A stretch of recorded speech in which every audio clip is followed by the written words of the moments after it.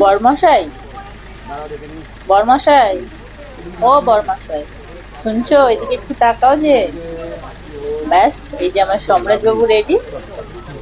এই দেখো, আমরাও কিন্তু রেডি হয়ে গেছি। আমার মাম্মামও রেডি হয়ে গেছে।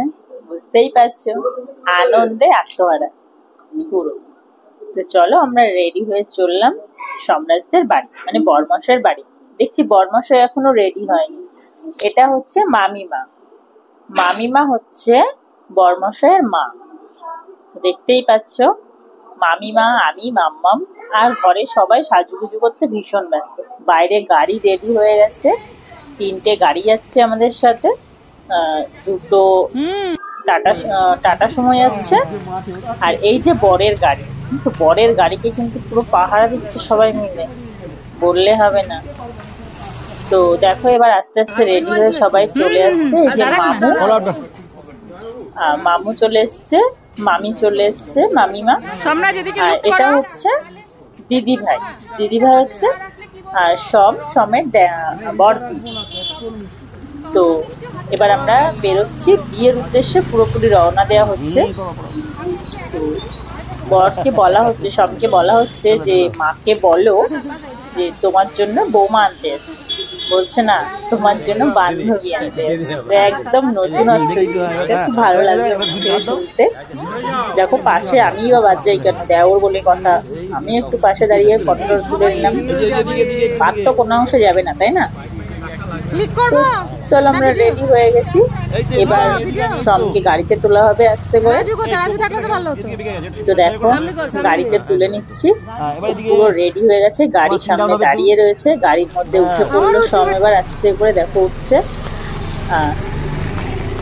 ওঠো ভাই ওঠো, তাড়াতাড়ি, লেট করছো কেন? এমনি অনেক রাত হয়ে গেছে, দেখো 8টা, 8:30 বাজে। আর তুমি লেট করো না। ওদিকে বউ অধীর আগ্রহে দাঁড়িয়ে রয়েছে। ব্যাস, গাড়ি মুভমেন্ট করতে শুরু করে দিল। যাই হোক, উলু দিয়ে শঙ্খ বাজিয়ে গাড়ি বেরিয়ে গেল। তো এবার আমাদের গাড়িও রওনা দিয়ে আমরা চলে এসেছি বিয়ে বাড়িতে। দেখতে পাচ্ছি বিয়ে বাড়িতে আমরা চলে এসেছি। সবাই খুব অধীর আগ্রহে অপেক্ষা করছিল বরের জন্য। তো বরমশাইও চলে এসছে।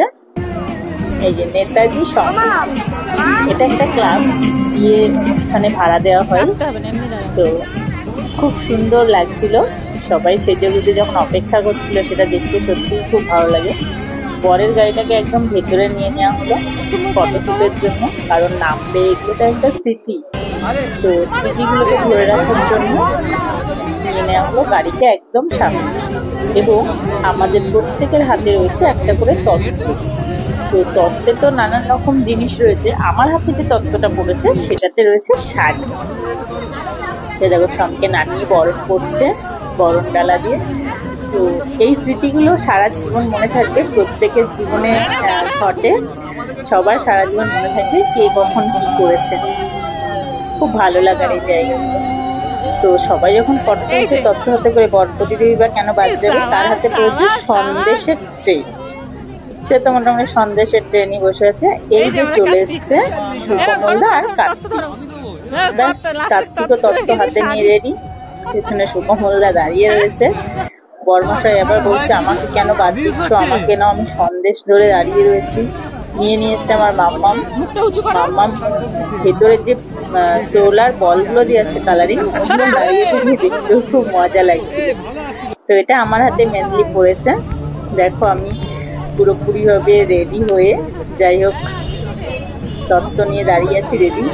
এই ভেতরের দিকে ঢুকবো, কারণ বরমশাইকে তো আর সহজে ভেতরে ঢুকতে দেবে না, ঘর ধরবে। ধরবে স্বাভাবিক ব্যাপার না, সব জায়গাতেই বড়। ঘর ধরেছে 10,000 টাকা, সেটা কমতে কমতে যাই হোক এসেছে, বলেছে সকালে দেওয়া হবে। তো এবার আমরা আস্তে আস্তে সবাই ভেতরের দিকে যাচ্ছি, কারণ তত্ত্বগুলো তো রাখতে হবে। বরমশাইয়ের পাশে সবাই বসে ফটো তুলছে। এটা দাদা, ওপাশেরটা যত সম্ভব পিছিয়ে। আর দেখো তত্ত্বগুলো এসে একটার উপর একটা তত্ত্ব রাখা আছে। জায়গাটা প্রচুর দরকার, প্লেস প্রচুর দরকার, ওই জন্য সব খাটের নিচে নিচে ঢুকিয়ে রাখা হয়েছে। আর এইটা হচ্ছে বিয়ের জায়গা। তো আমি বিয়ের জায়গাটা সুন্দরভাবে ঘুরিয়ে দেখাচ্ছি।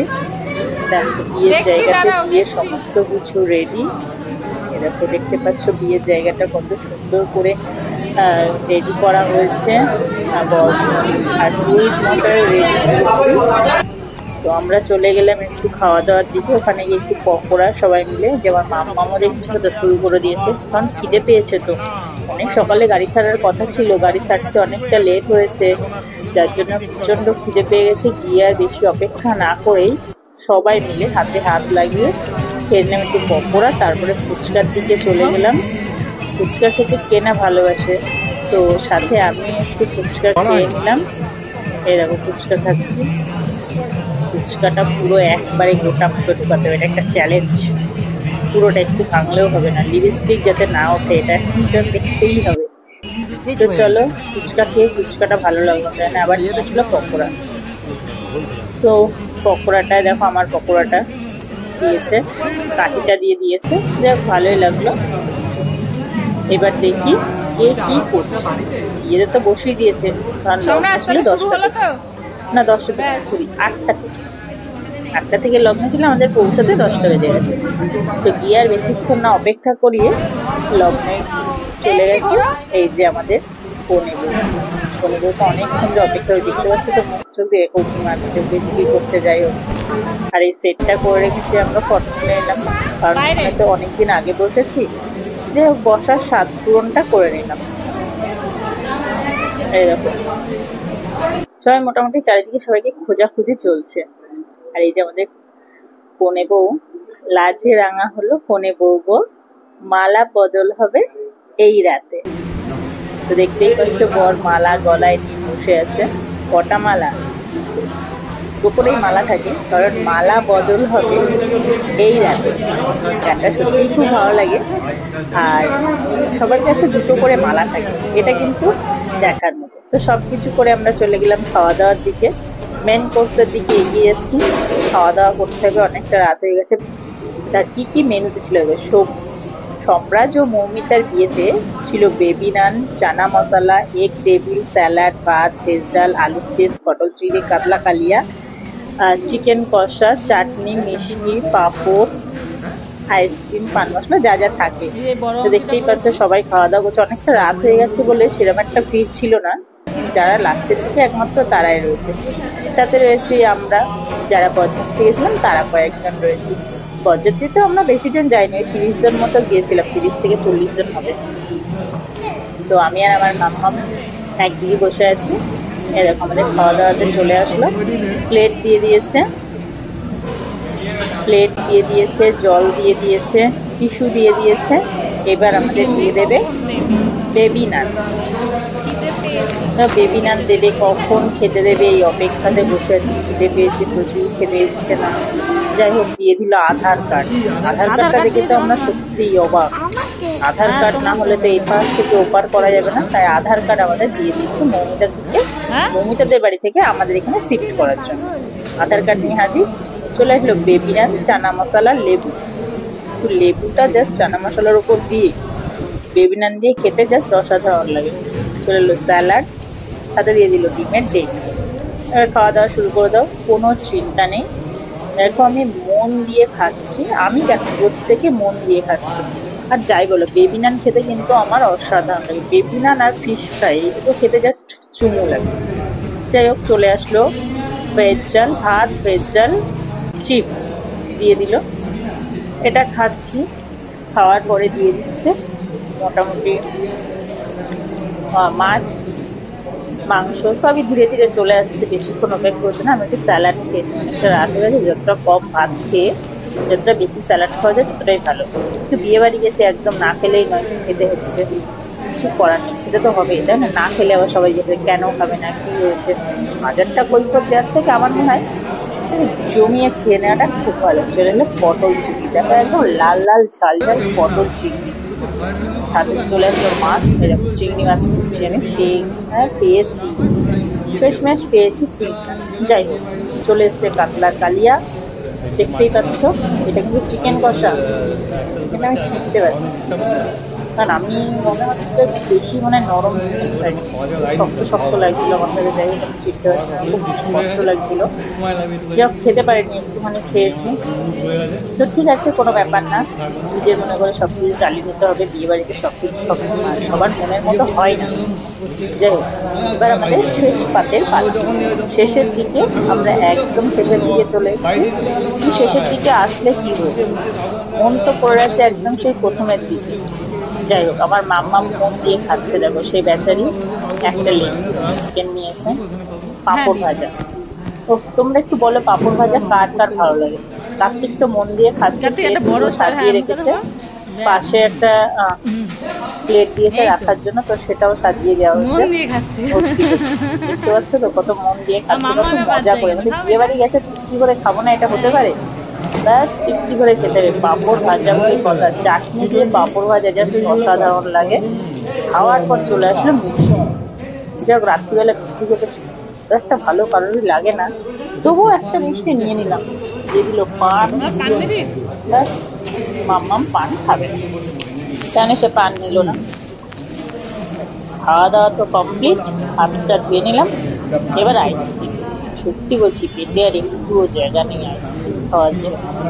সবাই খেয়ে দিয়ে এক করে উঠে আছে, আমরা বসে আছি, কারণ যেটুকু খাওয়া বসে খেয়ে যায়, আবার হাতে করে নিয়ে যেতে হবে, এটা ভেবেই খুব খারাপ লাগে যে আবার হাতে করে, এমনিতে পেটে জায়গা নেই, তারপর যদি হাতে করে নিয়ে যেতে হয় সেটা মোটেও ভালো লাগবে। নষ্ট করবেন না, ঠিক আছে? কার্তিক একটু একবারে মুখে দাও, একবারে, লজ্জা পাওয়ার কারণ নেই, একবারে গোটটা মুখে ঢুকিয়ে দাও, দেখি কেমন, দেখি, দাও দাও দাও। পুরো লজ্জা পাচ্ছি, বলছি ক্যামেরা করো না, আমি খাচ্ছি একবারে, তুমি দেখো, ক্যামেরা করে সবাইকে দেখিও, খুব লজ্জা পাচ্ছি। খাওয়া দাওয়া কমপ্লিট, দেখছো বাটিতে জল দিয়ে দিয়েছে, গরম জল, হাতটা ধুয়ে নিলাম। আমার মাম্মাম ধীরে ধীরে খাচ্ছে, খাওয়াটা হোক, আমি বসে আছি অপেক্ষা করে, কোনো অসুবিধা নেই, কারণ ছোট বেবি তো ধীরে ধীরে খাবে। চলো খাওয়া দাওয়া কমপ্লিট করে আমরা চলে গেলাম আমার বাসি বিয়ের পর্ব সারতে, কারণ বললো বিয়ের পরে আবার বাসি বিয়ে সারবে। সেই বিয়ে কমপ্লিট হয়ে গেলে বাইরে বসিয়ে রাখবে, বলে খাওয়া দাওয়া করে তারপরে নাকি আবার বাসি বিয়ে। তো একবারে মিষ্টি খাইয়ে করিয়ে নেয়, কিন্তু পুরোহিত মশাই বললো না, আবার আর একটু সময় নেবে, নিয়ে করবো। যাক, ভালোই লাগলো। বিয়ে তো প্রায় কমপ্লিট হয়েই গেল, দেখো বাইরের দিকে যাচ্ছে বাসি বিয়ের জন্য অপেক্ষায়। তো বাসি বিয়ের পর্বটা বেশি দেখাবো না, কারণ আমি নিজেই বেশি একটা দেখিনি, খাওয়া দাওয়া করে পুরো টায়ার্ড ছিলাম, গাছতলায় রয়েছিলাম। তো তাদেরকেও বাইরে বসিয়ে দেওয়া হয়েছে, এই যে বাইরে বসে খাওয়া দাওয়া করে বাইরে বসো। তো সেই সময় আমরা একটু সবাই মিলে ফটোশ্যুট করে নিচ্ছিলাম, দেখতেই পাচ্ছ সবাই বসে আছে। তো চারিপাশে যে মামু এপাশে দাঁড়িয়ে আছে, মামি এপাশে দাঁড়িয়ে আছে, আমরা রয়েছি এপাশে, পিসি মাসি সবাই রয়েছে, মামিমা রয়েছে, বসে রয়েছি। এই দেখো বাসি বিয়ে পর্ব কমপ্লিট করার পরে ওরা একবারে চলে গেল খাওয়া দাওয়ার মেন কোর্সের দিকে। এই যে মামু দাঁড়িয়ে রয়েছে, মামু দাঁড়িয়ে দাঁড়িয়ে সম্পূর্ণ ওরা দেখছে, কারণ ছেলের বিয়ে তো মাথায় ভীষণ চিন্তা ছিল, যে চিন্তা মুক্ত হলো, ছেলের বিয়ে সুন্দরভাবে সুসম্পন্ন হলো। এবার দেখো শীতদান হওয়ার পরে পুরো একদম মেন কোর্সের দিকে হাজির, খাওয়া দাওয়া কমপ্লিট। দেখছো তো মাথাতে সিঁদুর যখনই পরে মুখটা কেমন যেন পুরো পাল্টে যায়, আগের ফটো আর এখনের ফটোর মধ্যে পুরো পার্থক্য হয়ে গেছে। এই সিঁদুর পরা মুখের সাথে সিঁদুর না পরা যে বিয়ের আগের লুকটা, ওইটা ভালো লাগে না, তখন মানে এই লুকটাই সুন্দর। যাই হোক, সুকমলদা অনেক খেয়ে নিয়েছে, দাঁতটা একটু খোঁচাখুচি করে নিল। চলো টাটা, বাই বাই, দেখা হবে পরের ভিডিওতে।